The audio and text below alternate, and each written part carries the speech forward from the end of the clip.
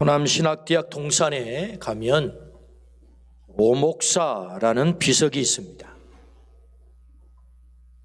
이 묘비죠. 클레멘트 카링턴 오웬 선교사님의 묘지입니다.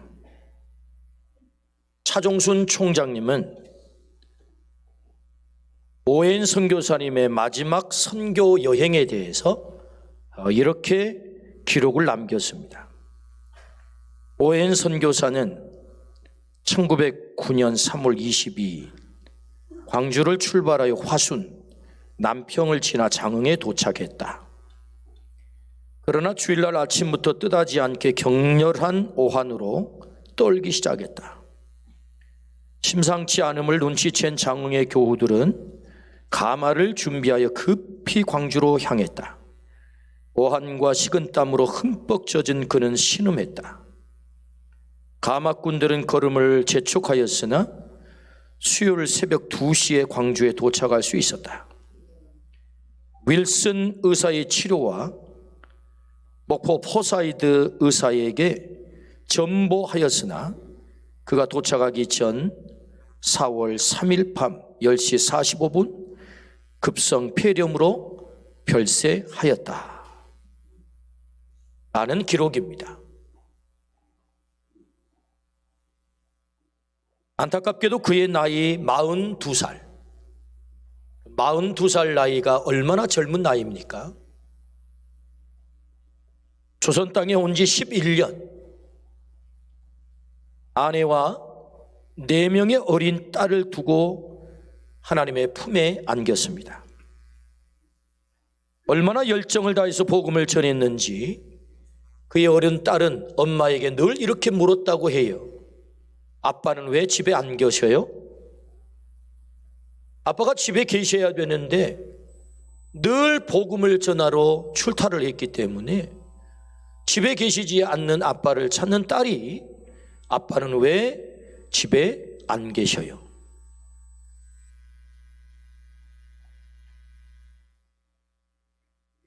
광주 양림교회, 해남 관산교회, 나주 방산교회, 보성 무만교회, 신천교회, 고흥옥학교회, 나주 광암교회, 장흥 진목교회, 순천 평촌교회, 화순읍교회, 보성 울림교회, 광양읍교회, 보성 양동교회, 나주 내산교회, 광주 중흥교회, 장흥 삭금교회, 나주 서문교회, 나주 상제교회를 세웠습니다. 이 외에도 수없이 많은 교회들을 세웠습니다. 이제 질문해 봅니다. 그는 왜 죽음의 땅, 이 사지와 같은 곳에 와서 젊은 나이에 죽었을까? 그는 최고의 대학에서 공부를 했습니다. 유니온 신학교에서 신학을 전공하고 그리고 버지니아 대학에서 의학을 전공해서 목사가 되고 의사가 됐습니다. 버지니아 대학은 지금도 명문입니다. 미국의 주립대학의 1, 2위를 다투는 대학이 이 버지니아 대학입니다.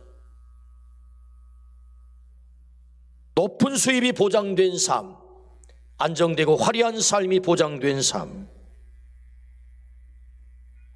그의 삶이 그렇게 보장된 삶입니다. 이 땅 누구도 그를 환영하지 않았어요. 사실은 생명을 보장받지 못한 땅에 31살 나이, 누가 가라고 하지 않았는데도 스스로 자원하여 이 땅에 와서 겨우 11년 선교하다 목숨을 바친 것입니다. 왜 그랬을까? 질문을 던져보죠. 왜 그랬을까? 그것은 사명 때문입니다. 사명 때문이다. 사명, 보낼 사자의 생명명자죠. 이 땅에 우리가 하나님의 보냄을 받았다는 것은 다 사명이 있기 때문에 존재하는 것입니다.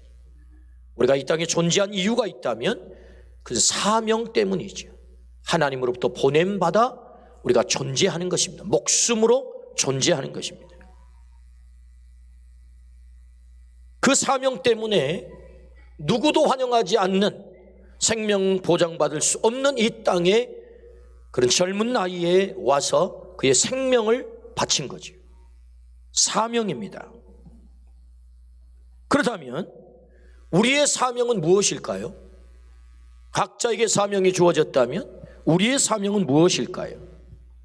마태복음 28장 19절에서 20절 말씀입니다. 그러므로 너희는 가서 모든 민족을 제자로 삼아 아버지와 아들과 성령의 이름으로 세례를 베풀고 내가 너희에게 분부한 모든 것을 가르쳐 지키게 하라. 볼지어다 내가 세상 끝날까지 너희와 항상 함께 있으리라 하시니라. 너희는 가서 모든 민족으로 제자를 삼아라.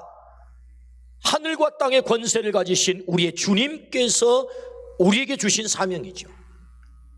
성경이 다 중요합니다. 그러나 그 많은 말씀 가운데 추리고 추려 마지막 엑기스 한 방울을 남긴다면 주님이 이 땅을 떠나면서 남긴 이 말씀이야말로 가장 위대한 말씀일 거예요. 그래서 이 말씀을 우리는 더 그레이트 커미션, 위대한 위탁, 위대한 사명이라고 말합니다. 그 사명의 핵심이 뭐죠? 너희는 가서 제자를 삼아라 라는 말씀이죠. 다시 말하면 제자의 삶을 살라 라는 말씀입니다. 우리가 예수님을 믿는다는 말은 주인을 바꿨다 라는 말입니다. 예수님을 믿는다는 말과 내 주인을 바꿨습니다 라는 말은 동의어입니다. 같은 말이라고요. 글자는 다르지만 같은 단어입니다. 예수님을 나의 주인으로 모신 순간부터 우리에게는 예수님의 소원이 생기는 것입니다. 예수님의 염원이 나의 염원이 되는 거죠. 예수님의 소원이 무엇입니까? 가서 제자 삼아라. 이것이 주님의 염원이죠. 때문에 내가 예수님을 진실로 믿었다고 한다면, 그래서 내 안에 주인을 바꿨다면 우리에게는 어떤 염원이 생긴 것입니까? 아, 나 제자로 살아야 되겠어. 이 염원이 생기는 것은 너무 당연한 것입니다. 우리가 주님의 제자로 사는 것. 제자가 누구입니까? 예수님을 배우는 사람, 예수님을 따르는 사람, 예수님을 닮는 사람, 예수님의 사상과 가치관으로 무장한 사람, 예수님의 사명에 목숨을 거는 사람, 그 사람이 누굽니까? 제자입니다. 그 제자로 살고자 하는 염원이 우리 안에 생기는 것은 너무 자연스럽고 너무 당연한 거다. 왜? 내 삶의 주인이 그분이시기 때문에. 그런데 문제는 그 제자로 정말로 살고 싶습니다. 그 증인으로 정말로 살고 싶습니다. 그런데 몸을 가진 우리가 마음과 다르게 그렇게 안 된다는 데 문제가 있는 거죠. 우리가 한계적 존재라고 하는 거지요. 어떤 존재요? 한계적 존재단 말이죠. 그렇게 살고 싶은데 그렇게 살 수 없는 한계를 가진 존재, 이게 우리의 문제 아니겠습니까? 수제자 베드로가 야, 너 나 부인한다? 선생님 서운합니다. 옥에도 가고 죽는 자리까지도 같이 갈 것입니다. 저는 주님을 절대로 떠나지 않을 것입니다. 한 연약한 여종이 나와 당신도 저 나사렛 예수 한패지? 예, 나 그분 모릅니다. 맹세코 모릅니다. 저주하건대 모릅니다. 비겁하게 부인하고 배신하고 떠나버린 베드로. 왜 그랬을까요? 한계를 가졌다는 거죠. 저는 부인하고 배신하고 맹세하고 떠난 이 베드로의 본심이 그게 아니라고 저는 믿습니다. 정말 그의 마음은요, 주님 배반하고 싶지 않았을 거예요. 주님 부인하고 싶지 않았을 거예요. 그런데 몸을 가진 그는 배반할 수밖에 없었던 거예요. 이게 한계를 가진 인간이라는 거죠. 여러분, 우리 안에도 우리 마음과 다르게 우리의 몸이 그렇게 사라지지 못한 때가 얼마나 많습니까? 머리로는 알고 있는데, 마음으로는 알고 있는데, 몸으로는 그렇게 살아내지 못한 우리의 한계를 여러분 절감하지 않습니까? 우리는 한계를 가진 존재란 말이죠. 주께서 우리에게 맡겨주신 사명, 너 제자의 삶을 살아야 돼, 제자로 살아야 돼 라는 주님의 이 사명을 감당할 수 없어 가슴을 칠 때가 우리가 또 얼마나 많습니까? 왜? 우리가 한계를 가졌단 말이죠. 그런데 놀랍지요? 이렇게 주님을 부인하고 떠나버린 베드로가, 예수님을 부인하고 떠나 무너져버린 베드로가 어느 한순간에 무너진 채 사는 게 아니고 그의 목숨을 바쳐서 제자의 삶을 살고 있더라, 그 말입니다. 전환이 왔다는 거지요. 반전이 찾아왔다는 것입니다. 도대체 어떤 사건이 그에게 있었기에 그의 인생이 이렇게 반전의 삶을 살게 됐을까요? 무너져버린 베드로가 다시 제자의 삶을 살게 된 계기, 도대체 그 계기가 뭘까요? 그것이 사도행전 2장 1절부터 4절의 말씀이죠. 사도행전 2장 1절부터 4절의 내용이 무엇입니까? 오순절 마가의 다락방에 강력한 성령의 역사가 나타났습니다. 불의 혀같이 갈라지는 성령의 역사, 바람과 같은 성령의 역사가 그들을 사로잡았습니다. 함께 모여있던 120명 모두를 사로잡았습니다. 주님의 제자들을 사로잡았습니다. 두려워서 다락방에 숨어 있었거든요. 그런데 성령 하나님께서 그들을 사로잡자 그들은 각기 다른 나라의 말로 복음을 전하기 시작합니다. 적어도 15군데 나라에서 모여든 사람들이 각자 자기 나라의 말로 복음을 듣게 된단 말이죠. 베드로 사도 제자들 더 이상 머물러 있을 수가 없었습니다. 그들은 길거리로 뛰쳐나가 외치기 시작하죠. 사도행전 2장 21절. 누구든지 주의 이름을 부르는 자는 구원을 받으리라 하였느니라. 2장 36절. 그런즉 이스라엘 온 집은 확실히 알지니 너희가 십자가에 못 박은 이 예수를 하나님이 주와 그리스도가 되게 하셨느니라. 4장 12절. 다른 이로서는 구원을 받을 수 없나니 천하 사람 중에 구원을 받을 만한 다른 이름을 우리에게 주신 일이 없음이라. 4장 20절. 우리는 보고 들은 것을 말하지 아니할 수 없다. 2장 32절. 이 예수를 하나님이 살리신지라 우리가 다 이 일의 증인이로다. 우리가 다 이 일의 증인이단 말이죠. 십자가에 못 박아 죽여버린 그 예수님이 다시 부활하셔서 우리의 주가 되셨다. 주 큐리오스가 되셨다. 우리는 이것을 보고 들은 것을 말하지 않을 수 없다라고 성령에 강력하게 사로잡힌 주님의 제자들이 길거리에 뛰쳐나가 외치기 시작한 것입니다. 어떤 사건이 있었죠? 성령의 임재, 성령 충만. 그 성령의 사건을 경험한 베드로 사도에게 반전의 삶이 찾아왔다. 그 반전의 삶의 계기, 성령이 임재하신 것인데 그 성령이 임재함으로 베드로 사도에게 어떤 일이 벌어진 것입니까? 사도행전 1장 8절. 오직 성령이 너희에게 임하시면 너희가 권능을 받고. 거기까지 너희가 권능을 받았다. 성령이 임하시면 너희가 권능을 받고. 그 한계를 가진 인간이 그 한계를 왜 극복하지 못했습니까? 왜 부인하고 떠날 수밖에 없었습니까? 그것은 권능이 부족한 거죠. 권능, 이 파워가 부족했다고. 여기 권능이라고 하는 단어를 듀나미스, 킹 제임스 버전에서는 파워라고 번역을 했어요. 힘이 부족했단 말이죠.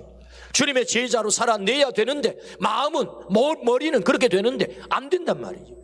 때문에 권능이 부족했기 때문에 성령이 임하자 그 권능을 받게 된 줄로 믿습니다. 아멘. 권능을 받았다.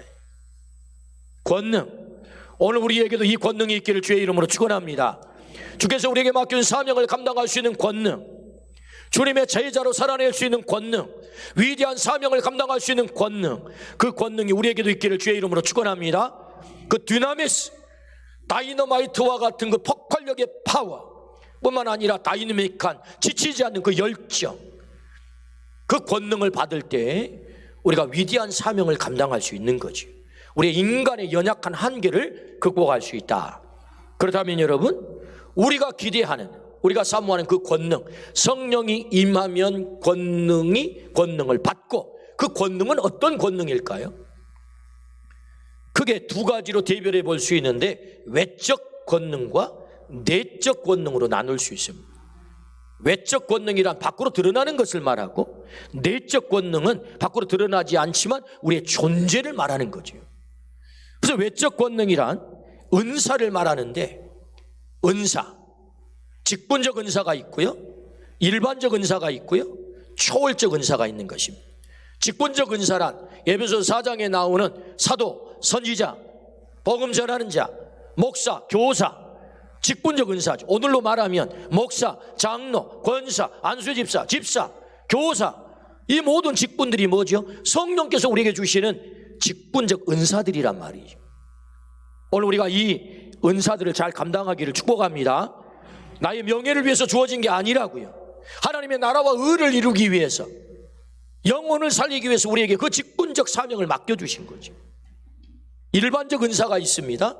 로마서 12장 말씀이지요. 애연, 섬김, 가르침, 위로, 구제, 다스림, 긍휼. 우리는 나는 은사 받은 게 없어요 라고 말하지만 그렇지 않아요. 우리 위로할 수 있습니다. 섬길 수 있습니다. 긍휼을 베풀 수 있습니다. 가르칠 수 있습니다. 그게 뭐죠? 일반적 은사란 말이죠. 성령이 우리 가운데 임하시면 이런 은사들이 나타나요. 세 번째는 초월적 은사가 있습니다. 초월적 은사, 고린도전서 12장에 등장하는 지혜의 은사, 지식의 은사, 믿음의 은사, 병 고침의 은사, 예언의 은사, 능력 행함의 은사, 영 분별의 은사, 방언의 은사, 통변의 은사. 이런 은사들이 초월적 은사들인데, 여러분 이 은사를 왜 주십니까? 사역을 위해서. 사역을 위해서. 과거에는 우리 선배님들이 이 은사를 받아서 오해했어요. 자신의 뭔가 욕심을 챙기기 위해서, 자신의 힘의 과시를 위해서, 혹은 연약한 성도들의 영을 묶어가지고 자기 마음대로 왔다 갔다 이렇게 저렇게 하려고 하는, 그렇게 은사를 잘못 사용했단 말이죠. 그렇지 않습니다. 직분적 은사가 됐든 일반적 은사가 됐든 초월적 은사가 됐든 하나님께서 우리에게 은사를 주신 목적이 무엇입니까? 하나님의 나라를 위해서, 그 사역을 위해서 쓰임받도록 하기 위해서, 나의 욕망을 채우기 위해서가 아닙니다. 내 욕심을 채우기 위해서가 아니에요. 하나님의 나라를 이루어가는 그 사역을 감당하도록 외적 권능으로서의 은사를 주시는 거죠. 여러분 이 은사를 사모하기를 축복합니다. 이 은사를 받아 우리도 우리에게 맡긴 사역을 감당하기를 축복합니다. 이게 외적 권능이에요. 외적 권능. 내적 권능이 있습니다. 중요하죠. 외적 권능이 중요함과 동시에 더 중요한 게 있다면 바로 내적 권능인 것입니다. 내적 권능이 뭐지요? 그것이 바로 성령의 열매를 말하죠.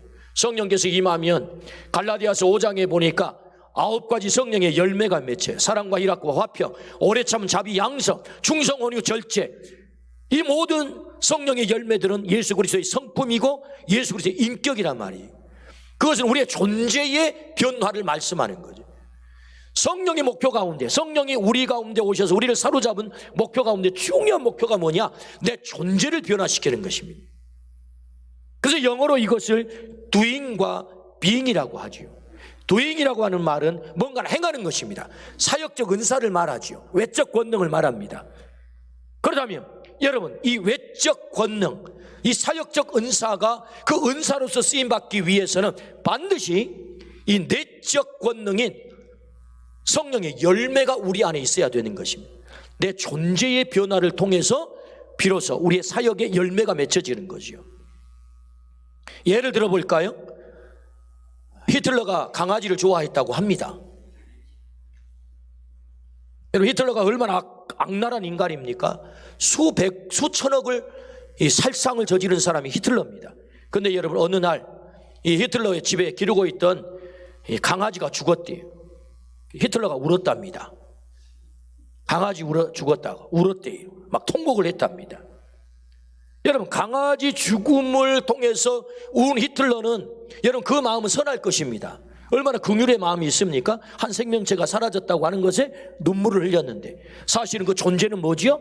수천억을 살상 저지르는 그 존재는 악한 거지. 그러니까 여러분 그 강아지의 죽음에 눈물을 흘리는 것을 뭐라고 그러죠? 악어의 눈물이라고 하는 것입니다. 내 존재가 변화되지 않았는데 선한 일을 행해요? 그걸 가시라고 하고 위선이라고 하죠. 그러니까 중요한 것은 뭐지요? 내 존재의 변화. 성령께서 우리 가운데 임하시면 우리 안에 권능이 나타나는데 그 나타나는 권능 가운데 중요한 권능이 뭐냐? 내 존재를 변화시키는 것입니다. 그 존재를 어떻게 변화시킨다고요? 예수 그리스도의 성품이 드러나도록, 그분의 인격이 드러나도록. 할렐루야. 여러분 이 권능을 받아야 될 줄로 믿습니다. 이 권능의 조화, 외적 권능과 내적 권능의 조화가 깨뜨려지게 됐을 때 성령이 임하기는 했는데 부작용이 생기는 거예요. 거기 상처가 남는 거예요. 공동체가 깨지는 거예요. 과거에 성령의 사건인데 아픔이 많아요. 왜 그렇습니까? 존재의 변화가 없기 때문에 그래요. 그러므로 여러분 성령이 임하면 권능을 받습니다. 그 권능은 어떤 권능입니까? 내 존재를 변화시키는 권능이다. 오늘 우리 모두가 그 성령을 통하여서 우리의 존재가 변화되므로 주께서 우리에게 맡겨진 사명을 감당하기를 축복합니다. 아멘. 또 하나의 권능이 있는데요, 그것은 나를 극복하는, 자아를 극복하는 권능이에요.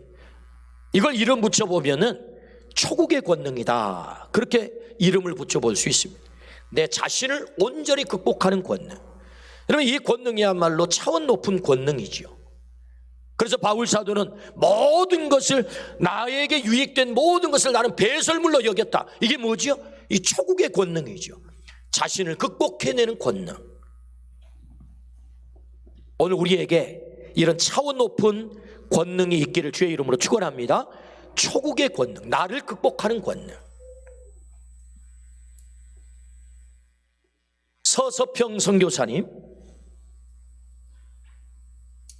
1930년대 가장 위대한 선교사 7인을 미국 장로교회에서 선발을 했는데 그 가운데 한 분이 바로 서서평 선교사님이세요.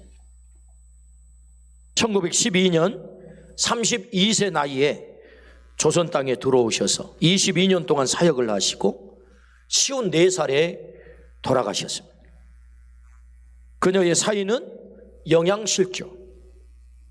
그녀가 남긴 유품은 담요 반장, 동전 7전, 강냉이 2호.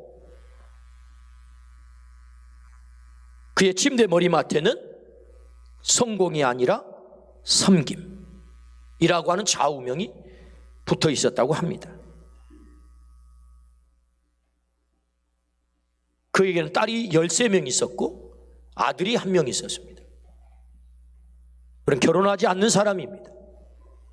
이 땅에 아무도 관심 갖지 않고 길거리에 버려진 돌멩이처럼 천대받는 고아들을 데려다가 처녀의 몸으로 딸을 삼았습니다. 13명이나. 그리고 죽어가는 나 환자, 어린 아이를 자신의 아들로 입적을 시켰습니다. 우리는 위대한 사명을 얘기할 때 우리는 멀리 가야 돼, 해외로 가야 돼, 그리고 많은 사람에게 엄청난 일을 해야 돼 라고 우리는 생각하는데 그렇지 않습니다. 아무도 거들떠보지 않는 길바닥에 쓰러져 죽어가는 한 명의 나 환자 아이에게 관심을 갖는 것이 위대한 사명인 것입니다. 서서평 선교사님의 그 아름다운 삶에 우리가 왜 감동하는 것입니까? 많은 대중을 위해서도 물론 일을 했지만 오늘 아무도 거들떠보지 않는 한 영혼, 나 환자, 그 사람에게 관심을 가졌다는 거죠. 이것이 위대한 것입니다. 이것이 위대한 것이다. 본국으로 보낸 그분의 편지글 한 대목입니다. 이번 여행에서 만난 여성 500명 중 이름이 있는 사람은 10명 뿐입니다.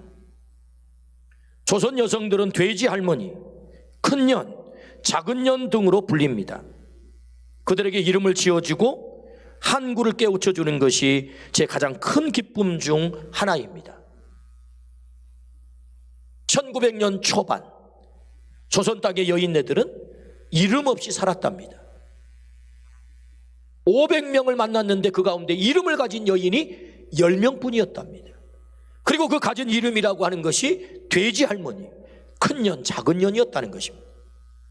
서서평 선교사님은 그 여인네들을 만나 그들의 손을 잡고 그들에게 아름다운 이름을 지어주기 시작했습니다.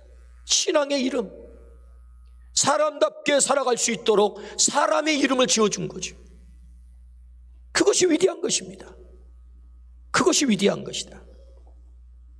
어떻게 그런 삶이 가능했을까요?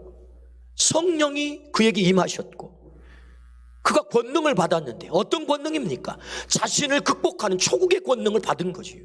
자신의 모든 것을 내려놓고 살았던 삶, 이 초국의 권능. 오늘 주님은 우리에게 성령을 통하여서 이 권능을 주시기를 원하시죠. 그러므로 여러분, 오늘 우리 모두에게 이 권능이 있기를 주의 이름으로 축원합니다.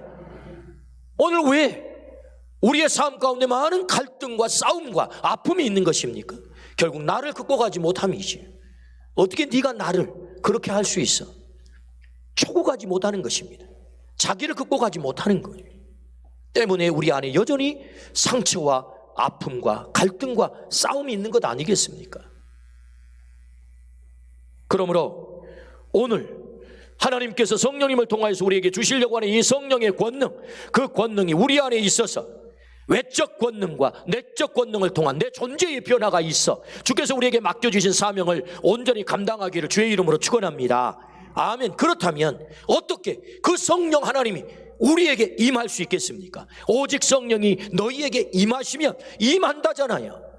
그럼 임하시는 성령님을 모두가 성령 충만할 수 있습니까? 그렇지 않더라 그 말이에요. 성경은 그 성령 하나님을 체험하는 사람이 있고 성령 하나님을 체험하지 못한 사람이 있고 성령 충만한 사람이 있고 충만하지 못한 사람이 있더라, 그런 말씀이죠.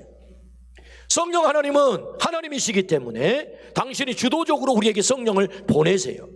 주도적으로 그분이 보내시지만 그렇다고 해서 모두가 성령 충만한 건 아닙니다. 그럼 어떤 사람이 성령 충만할 수 있겠습니까? 그 첫 번째는 사도행전 1장 4절.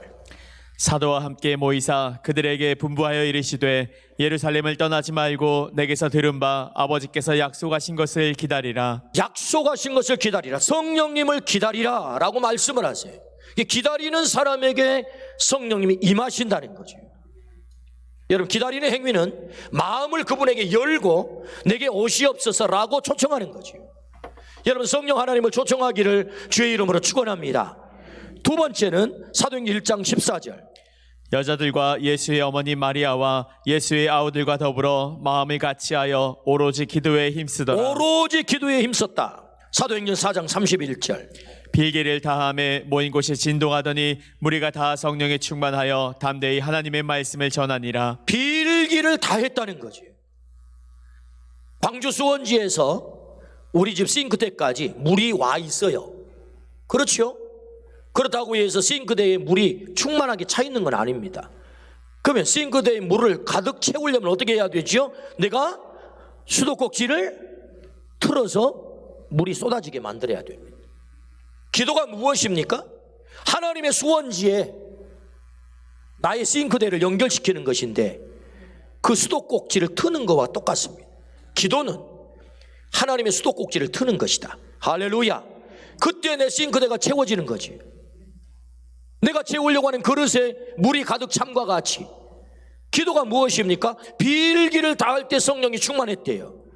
그러므로 여러분, 누가 성령을 받을 수 있고 누가 성령이 누구에게 성령이 임합니까? 기도할 때. 기도할 때.